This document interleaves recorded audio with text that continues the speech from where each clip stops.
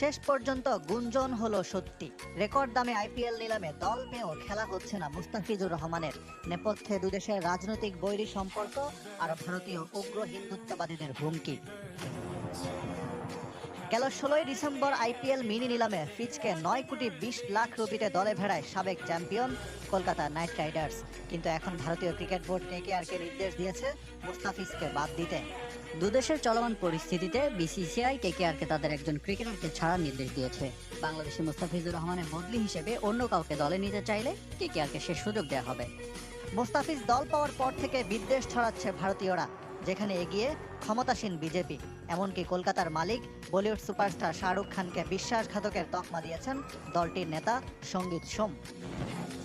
একদিকে বাংলাদেশে হিন্দুদের হত্যা করা হচ্ছে, অন্যদিকে তাদের ক্রিকেটারকে আইপিএলে দলে নেওয়া হয়েছে। শাহরুখের মতো দেশবিরোধী অভিনেতা 9 কোটি রুপিতে মুস্তাফিজকে কিনেছে। আমাদের দেশে এমন বিশ্বাসঘাতকের ঠাঁই নেই। শাহরুখকে হুমকি দিয়ে থামেননি সঙ্গীত সোম।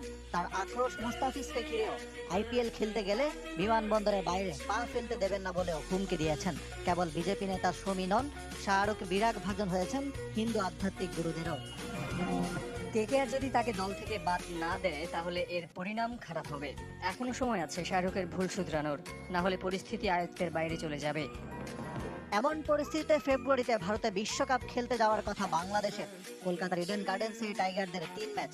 বাংলাদেশের বিশ্বকাপ খেলা নিয়েও এখন তৈরি হচ্ছে এক ধরনের অনিশ্চয়তা।